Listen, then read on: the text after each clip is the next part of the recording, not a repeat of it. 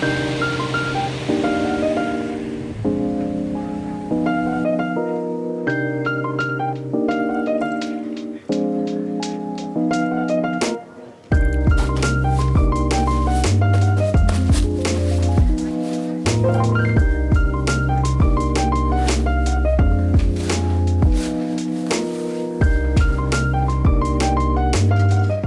guys, it is time for questions and answers. So this is the first time I have asked for some questions from you guys, and I did it in my last vlog number 29, and today it is Friday afternoon. I've just had lunch and it's not raining, which is good because that means I'm not going to have any loud rain noise, but I just thought now's the time to answer some of your questions that you have asked me.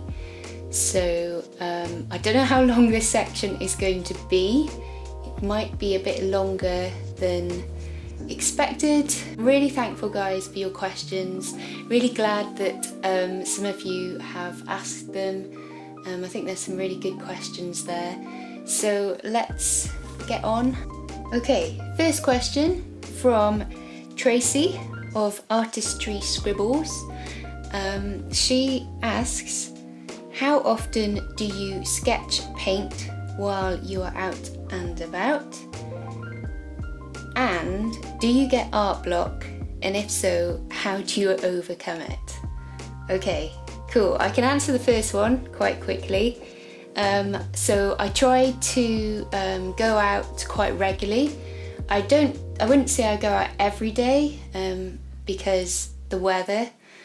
But yeah, I do try to at least go out, 4 or 5 times a week. And just basically go out and sketch the place that I'm living in. So at the moment I'm in Porthleven, and you'll see on my Instagram account that I regularly post pictures of Porthleven, and yeah, I really enjoy it. I must admit though, having a sketchbook and doing this kind of thing wasn't really part of my routine, and it wasn't until I actually moved to Porthleven back in September that I started doing this. So it's still like a relatively new habit, but I'm really enjoying it, and getting back to sketching, it's just really good for me, I think, to do that, and it helps me creatively as well. Actually, that kind of goes into the next question about having art block. Yes, I have had artist block, and at times it can be really difficult to push past it, especially if, say, I'm feeling really tired, I haven't had a good night's sleep. How I get over it is that I just find that if I'm stuck on one project, I normally like to just give it some space and walk away, but then I often go and do something else, so go and do another project. So that's what I find helpful about having a sketchbook, is that allows me to just basically get out and draw what I see in front of me, so I'm not having to really think a lot about what I'm doing. I'm just basically observing and drawing, and that's been really helpful because it means that I still get that kind of drawing time, which I think is important, and then also that gives me the headspace then to, say if I'm stuck, it gives me ideas then to put back into other work or client work. If you are struggling with creative block, I suggest you go and do something that you enjoy. Maybe go and take a walk, go and do some exercise, go and read a book, watch a film. If you've got lots of things that you can draw on, that normally can help you as well with creative block. I hope that's answered that question. Okay. Next question from Jiggy O, who says, how old are you? And they say, in one of your first vlogs I saw, you were talking about your 10th wedding anniversary. I think I was talking about my 15th actually. So they're wondering, how is that possible as you look like you're 23? Well, that's very nice. I'll take that as a compliment. No, guys, I am actually a lot older than 23.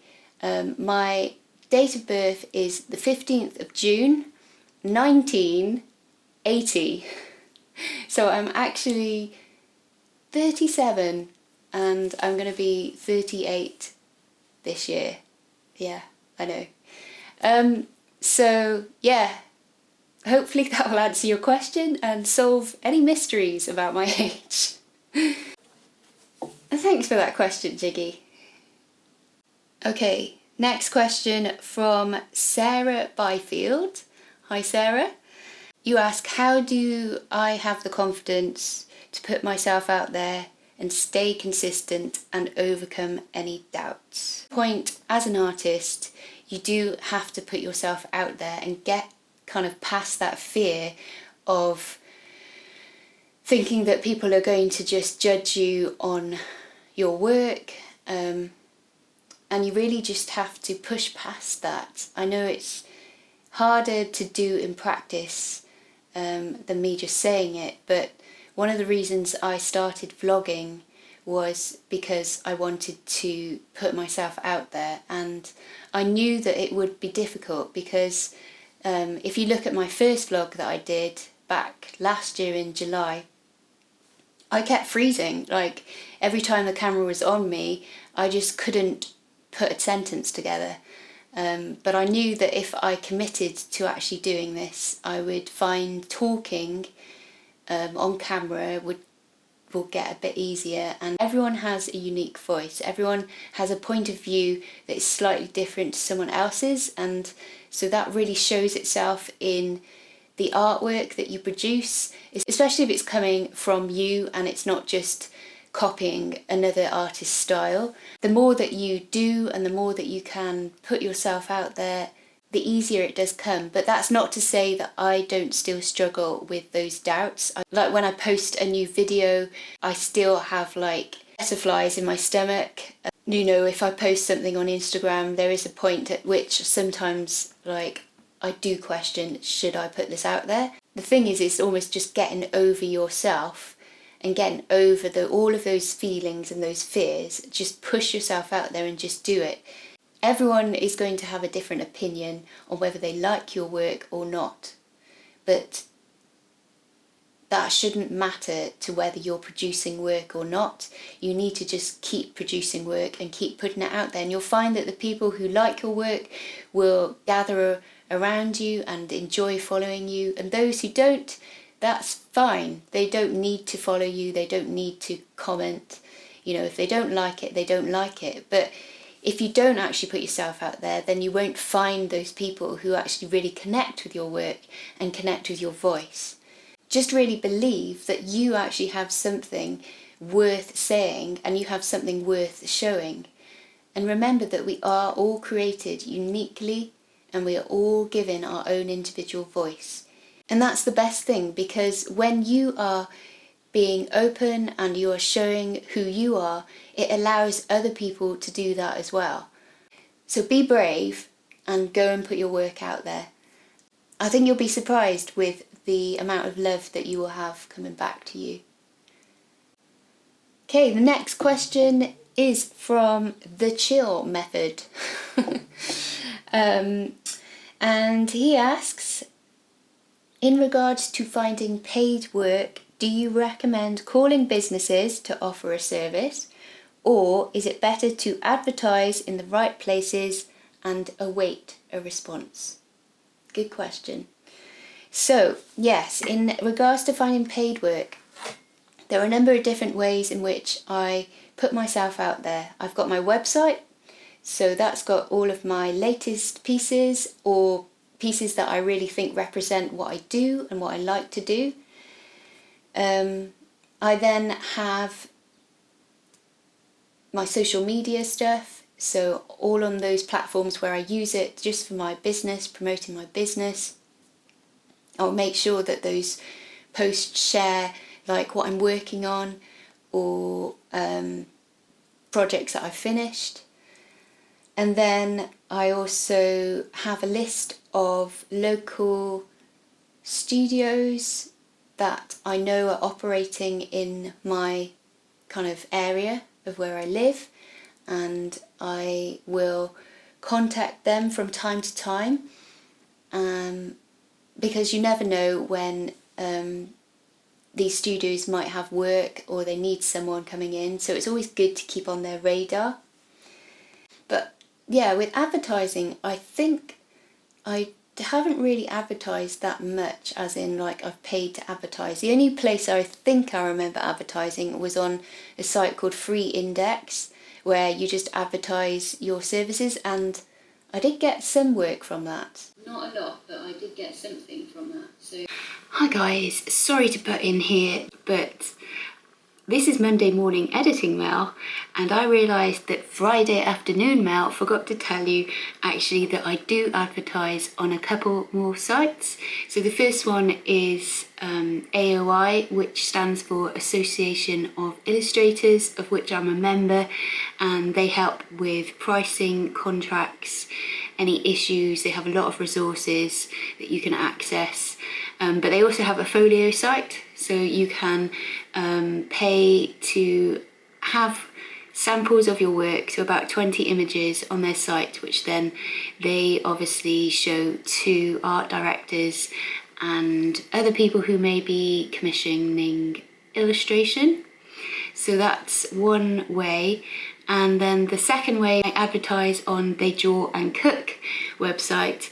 And this is a website organised by Sally Swindell, who is also an illustrator, and it's basically all food related illustrations, so recipes, just food, alphabets, and I pay for a yearly kind of advertising space where they have an illustrators for hire page, and I basically pay to be part of that group.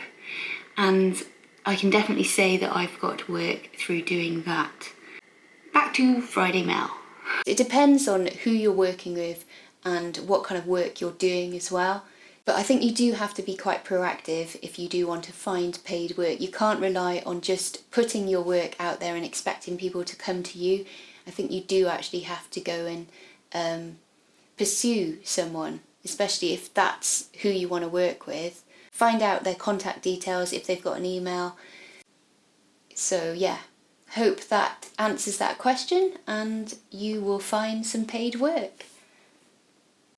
Okay, the next question I am going to answer is from Diane Bishop Designs. Hi Diane. You say you'd love to know how you got started with making money from your illustrations and how you found your first commissions. So, I started kind of illustrating back in 2011, 10, 11. I think I got my first work, what was first paid? I think it was for a t-shirt design, and I got that work because I was thinking, what would I like to illustrate? And at the time I was like, I'd love to do some lettering work and I'd love it to go on some t-shirts. And so I had a little look online at companies that maybe did that in my area, and there was a company called Inky Deep, and I got in touch and just basically said, hi, I'm an illustrator, I would love to do some work for you. And amazingly they got back in touch and said, yeah, okay, that's fine, what do you charge? And I went back with them and said, yeah, it'll cost this amount, and I did it for them. Looking back on that now, I'm like, how did that happen? I don't know. But yeah, sometimes you've just got to be quite ballsy and go and ask for the work. And then obviously I started getting more interest. You'll find that once you've done one project and you put it on your website and say who you worked with, you'll find that you start to gradually get more people coming. Yes, and also what I'd encourage you to do is always put the type of work that you want to do on your website. Don't put pieces of work, even if they're paid, that you don't enjoy doing, because you will always attract more of that work that you're showing. So if you don't like doing brochures, don't put them on there.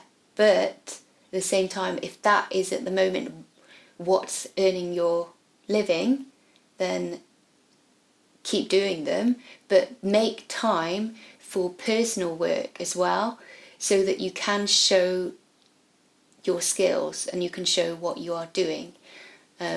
I have frequently made personal work, and then that personal work has attracted clients who have then said, oh, I really like that piece, I would like something similar to that. And then that's really good for me, because I'm like, yay, I actually can get to work on something that I like doing, and I'm getting paid for it. So always show work that you actually want to be paid for. Okay, I have another question from And So We Begin. I think it's Kirsty. Would love to hear more about the variety of work you do and how you get commissioned. Well, hopefully some of the that commissioning question I've kind of answered in other questions, but the variety of work I do a lot of different illustrations for different markets. So I have done book illustration now, so I did a recipe book last year. I've done food packaging, and I've also done greeting cards designs, stationery, gift wrap. I've done logo design. I've done a lot of maps, which I know you guys will know about because I've been talking about them recently. Patterns, repeating patterns. Yeah, a whole variety of stuff, guys. The clients have been all over the world, not just the UK, and I think that's a really amazing thing, actually, being able to work freelance and work remotely, is that you are able to work with so many different kinds of companies and businesses, and it's really good because it means that, you know, you're not to just one area. Your reach is as far as you want it to be. So if you want to work with someone, you know, in South Korea, then you can. If you want to work in someone in America, you can. Just kind of find out where they are, send them an email, get in touch, show them your work, and you may well have work there. And I think it's just quite incredible. You know, the world's your oyster, as they say. Oh yeah, I forgot to say, I also have an agent, but the work I do for him is slightly different in that I produce the work up front, and then that goes into portfolio on their site, and then they license those images out. So I might have produced work from maybe 2 years ago that at the time, you know, I wasn't sure if it was going to get bought or licensed, but then it can be picked up and then used for, you know, all sorts of stuff. And I don't know actually where it gets used. So I could be like in a shop one day and see my work on stuff, and I'll be like, how did that happen? But yeah, having an agent doesn't actually necessarily mean you're going to get work. And as I've found, I've still got to do a lot of marketing myself. I've still got to go out and find work and keep working on my portfolio. Okay, hope that answers that question. I knew this was going to be long.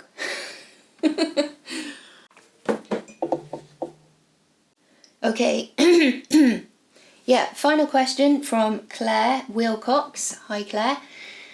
Who asks, do you go out and sketch every day? Well, I think I answered that earlier on. And actually, no, I don't go out and sketch every day because of the weather, but I do draw every day. So whether that's at home or outside, I do sketch every day. The second is, did you have a different job before you became an illustrator? Yes. So as you know, I am in my late 30s, and I graduated from Chester University back in 2002 with a degree in fine art, and I mainly did kind of conceptual work and built installations, so really easy stuff to sell, not. But at the same time, it was a really good course. It was really good for pushing myself and making mistakes and exploring different mediums and trying different things out. So that was good in that sense. But after graduating, I had not an idea of what I was going to do. I actually started making bags after I graduated, and I went down a craft fair route where I would just make bags and sell them. I also then got a couple of jobs, part-time jobs. I worked at Hobbycraft because I could get a discount on art supplies, and then I also worked at Dunelm's because again I could get a discount on fabric, so any fabric that I bought then I would make bags out of. I then also worked as a visual display manager at a secondary school, so I did all of the displays in the school, and I painted murals on walls and did art workshops with the kids there, so that was really fun. I then also worked for a charity doing some fundraising for work that they were doing, and that was actually interesting for me because it was using a different side of my brain, and gave me a lot of kind of ideas about how to raise your profile and put together a fundraising application. Then moved to Hong Kong for a few years, and that was really exciting place to be. I actually wasn't allowed to work for the first 6 months of being there because I was on a dependence visa. I was on my husband's visa, and so after 6 months though I could, and I worked as a children's workshop leader, and then also I trained as a kinder music teacher. So I was teaching music to tiny little babies. We do baby massage classes, we do like percussion, reading, helping the parents connect with their children in a musical way. So that was fun. So yeah, when we moved back to the UK, we went to Aberdeen, and I set up classes, art classes for kids. I hired a hall and basically taught lots of classes, and also did it for adults as well. I also picked up my paintbrush again and painted a load of pictures and sold them through galleries and had exhibitions. A lot more of it was more landscape and also flowers as well. I did a lot of flowers. And then I got into screen printing. I don't know if you know, Aberdeen has got quite a good printmaking facility, and there were quite a few folk there who were really into screen printing, and so that's where I started that journey and learnt about screen printing and started doing it myself. The main thing was though that I wanted to put my illustrations onto fabric, so that's how I thought, that's how I'll do it, so I will learn screen printing. And then when we moved down to Falmouth, I set up a screen printing studio and worked for different companies, printing their stuff, whilst at the same time printing my range of things as well. And I used to print tea towels, tote bags, greetings cards, and a whole load of things. And then I did a lot of wholesale and sale or return, and that kind of stopped though last year, as I knew we'd be moving again and I didn't think we would have the facilities here to keep doing it, but also I really wanted to do more illustration work for clients and other people, and I found the screen printing, although I loved doing it, it was very time consuming, and a lot of it was really just me printing and not a lot of drawing, not a lot of illustrating. So I hope that answers that question and gives you a bit more of an insight into what I do. So yeah, I think I'm going to stop talking now because my mouth is very dry. If you do have any more questions, just send them to me, leave them in the comments, or you can tweet me as well, your questions, and I will store them up for next time I have a Q&A on my vlog. But anyway guys, it's been really good to talk with you. I hope you found the answers helpful, and I hope you guys are well, and I will speak to you again soon. Bye!